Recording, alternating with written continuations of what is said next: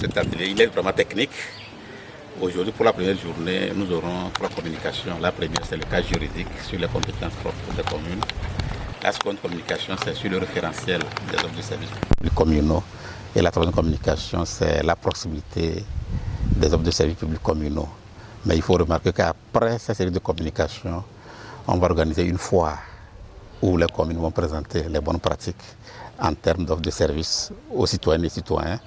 Et ensuite, ces bonnes pratiques seront capitalisées dans un document de partage. Et à la fin de cette foire, nous allons voter ces pratiques pour retenir les meilleures pratiques qui sont bonnes. Et c'est ces meilleures pratiques que nous allons vraiment enseigner aux communes pour qu'en retour, les citoyens et citoyennes puissent bénéficier des services publics locaux de qualité et durables.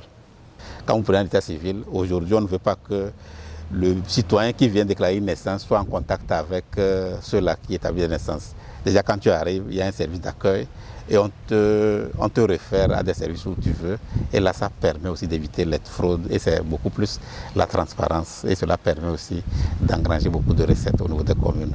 À l'issue de cet atelier, je crois qu'en termes de compréhension sur les compétences, surtout propres, il faut peut-être faire le plaidoyer vers l'État pour que vraiment, qu'on ait vraiment en fait des décrets qui définissent clairement, clarifient vraiment les compétences. Parce qu'aujourd'hui, au niveau des communes, il y a quand même un flou. Elles n'arrivent même pas à voir qu'est-ce qui est vraiment une compétence propre, qu'est-ce qui est partagé.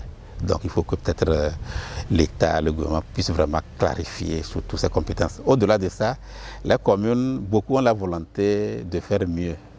Mais le manque de ressources fait que tout est vraiment resté au stade néant. Maintenant, c'est d'allouer aussi beaucoup de ressources. Et nous saluons vraiment le FACT, qui est le Fonds d'appui aux collectivités territoriales. Parce que chaque année, elle ne fait qu'augmenter les ressources. Donc on voudrait que vraiment les ressources puissent encore être augmentées pour que les communes aient suffisamment de ressources pour pouvoir mettre en place les équipements au niveau des communes, pour que les citoyens et les riverains puissent vraiment en bénéficier. Au-delà de ça, la fête de commune Togo, elle va vraiment se porter, enfin de porter ce plaidoyer vers l'État, le secteur privé, pour que les communes puissent vraiment jouer pleinement leur rôle. Parce que bientôt nous aurons les nouveaux maires qui seront là. Il faut déjà commencer par baliser le terrain pour que dès qu'ils seront installés, qu'on a déjà des outils pour vraiment les accompagner pour le développement des territoires.